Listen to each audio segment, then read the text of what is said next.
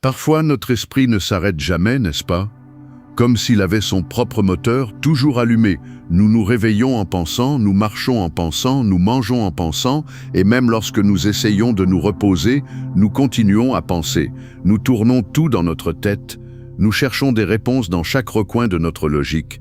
Nous voulons garder le contrôle, comprendre chaque étape, prévoir l'avenir, anticiper la douleur. Mais il arrive un moment où trop analyser nous paralyse, nous remplit d'anxiété, nous vole la paix, et ce qui est le plus triste, nous éloigne du dessein de Dieu. Car il y a des choses qui ne sont pas faites pour être comprises, mais pour être confiées. Et c'est là que ce message devient urgent. Peut-être que toi qui écoutes, tu luttes depuis trop longtemps avec ton esprit. Et il est temps de faire une pause, de respirer, de dire « Seigneur, je ne veux plus tout comprendre, je veux simplement te faire confiance ». Si quelque chose t'a poussé à rester sur cette vidéo, sache que ce n'est pas un hasard. Peut-être que ton âme est fatiguée d'essayer de tout contrôler, de tout expliquer, et elle a besoin d'un lieu où déposer ce fardeau, un lieu sans jugement, sans pression, un espace pour dire « Dieu, me voici, je n'en peux plus avec mes pensées, mais je peux encore te faire confiance ». Alors ce moment est pour toi. Reste ici, ce n'est pas juste une vidéo, c'est une rencontre, un espace où ton cœur peut se rendre sans culpabilité, un lieu où tu peux fermer les yeux et entendre ce dont tu as réellement besoin, car peu importe le bruit extérieur, quand Dieu parle, tout se remet en ordre à l'intérieur. Si ce message touche déjà ton cœur, aide-nous à le faire parvenir à d'autres. Like la vidéo, commente et partage. Cela permet à YouTube de montrer ce message à d'autres personnes qui cherchent aussi une parole, une pause, un signe. Des personnes qui n'ont peut-être pas d'église mais qui ont ce canal.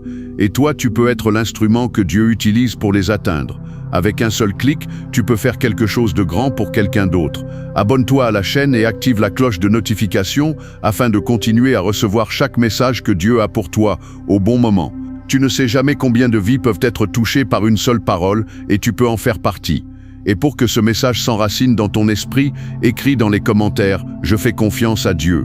Ainsi, tous verront une vague de foi se lever, et peut-être que ce simple commentaire aidera quelqu'un d'autre à se rendre dans la confiance. Première partie, l'ennemi silencieux qui habite l'esprit. Il existe un ennemi qui ne crie pas, ne frappe pas, ne menace pas. Pourtant, il a le pouvoir d'éteindre la foi, de voler la paix et de déconnecter l'âme de Dieu. Cet ennemi vit dans l'esprit. C'est l'excès de pensée, la surcharge d'analyse, le besoin constant de tout contrôler avant d'avancer. Penser n'est pas un péché, penser fait partie du dessein divin.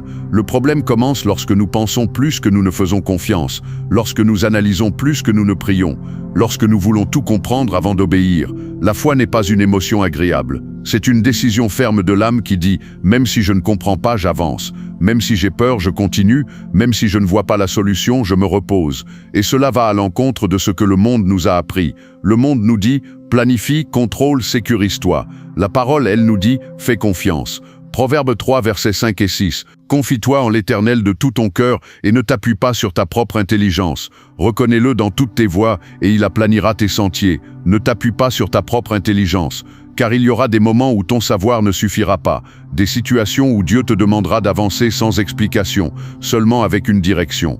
Beaucoup d'entre nous sont fatigués, non pas physiquement, mais mentalement, épuisés d'anticiper le pire, de vouloir prévenir ce que seul Dieu peut gérer.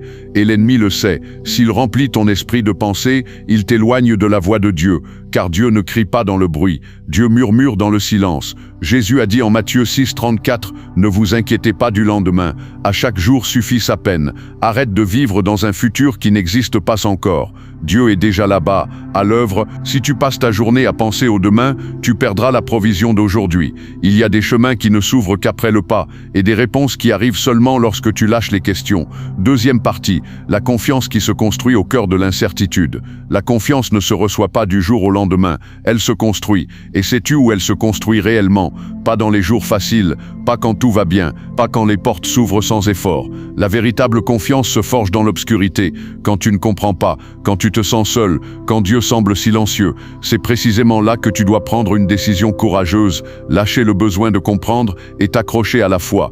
Car la foi n'a pas besoin d'explication, elle a besoin de direction. Souvent nous attendons que Dieu nous parle de manière claire, audible, précise.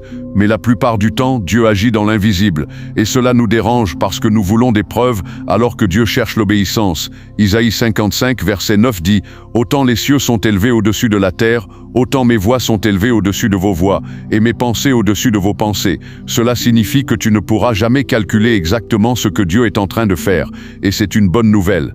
Car si tout était compréhensible, Dieu ne serait qu'un reflet de nous-mêmes. Il est plus grand, plus sage, plus profond. Abraham a reçu une promesse, mais pas une explication. Dieu lui a dit « Va » sans lui dire où exactement. Et Abraham est parti, sans carte, sans garantie, seulement avec la confiance. Et cette foi-là a changé l'histoire. Pourquoi voulons-nous tout comprendre avant d'obéir? Pourquoi demandons-nous chaque détail à Dieu, chaque pourquoi, chaque quand? Parce qu'au fond, nous voulons contrôler pour nous sentir en sécurité. Mais il existe une sécurité plus profonde que la compréhension, celle de savoir que tu es entre les mains de Dieu. Troisième partie, quand Dieu se tait mais n'est pas absent. L'un des moments les plus difficiles de la vie spirituelle, c'est lorsque Dieu semble silencieux. Tu pries, pas de réponse. Tu cries, pas d'écho. Et immédiatement l'esprit commence à inventer des scénarios. Dieu est fâché. Dieu m'a oublié. J'ai fait quelque chose de mal. Mais le silence de Dieu n'est pas son absence. Parfois, le silence est une invitation à faire confiance sans condition. Job a tout perdu, et pourtant il a déclaré en Job 13, 15, « Même s'il me tue, je continuerai d'espérer en lui. » Voilà une foi qui ne dépend ni des réponses ni des résultats, seulement d'une certitude, Dieu est bon, même quand je ne comprends pas. Dieu ne te doit pas d'explication, mais il te promet sa présence.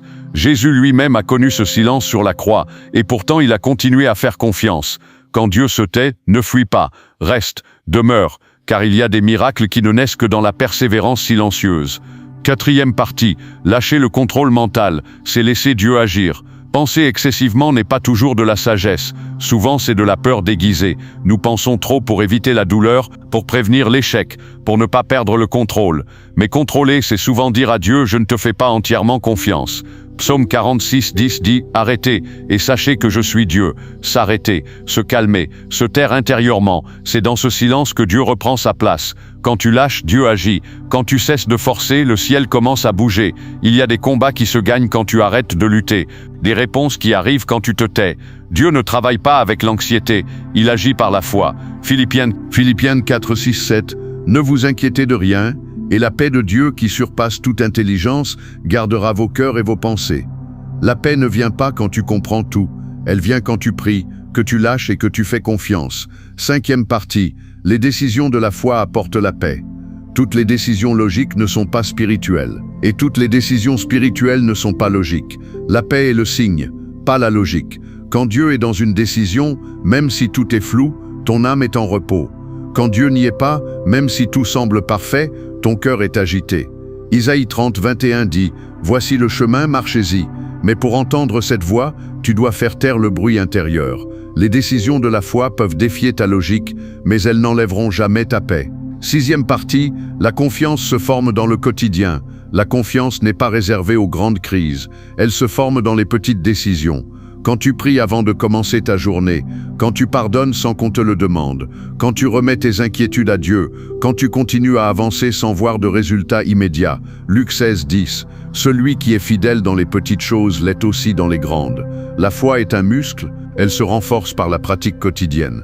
Tu n'as pas besoin de tout comprendre pour vivre en paix, tu as seulement besoin de te souvenir de qui est ton Dieu. Septième partie, quand tu ne ressens rien, mais que tu choisis quand même de croire.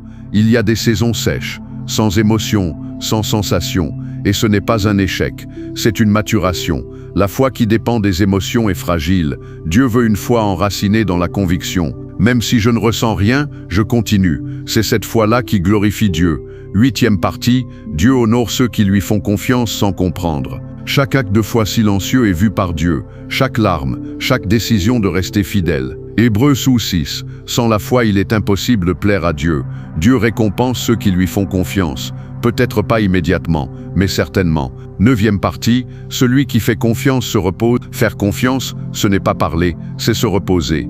Presque garde le silence devant l'Éternel et espère en lui. Le repos est un signe de maturité spirituelle. Quand tu sais qui est ton Père, tu n'as plus besoin de t'inquiéter. Dixième partie, ta confiance devient un témoignage silencieux. La paix véritable se remarque. elle attire, elle interroge. Quand tu fais confiance, ta vie prêche sans parole. 11e partie, quand l'opposition arrive, que ta foi parle plus fort. Néhémie 6, 3, j'accomplis une grande œuvre, je ne peux pas descendre. Ne te laisse pas distraire. La foi se nourrit de promesses, pas d'opinions. 12e partie, la confiance ouvre des chemins que la pensée ne peut créer. Pierre est sorti de la barque, parce qu'il a fait confiance. Proverbe 16, 9, l'homme forme des projets, mais l'Éternel dirige ses pas. Quand tu fais confiance, Dieu fait ce que toi tu ne peux pas faire. Tout commence par une décision courageuse, cesser de trop penser et commencer à faire confiance.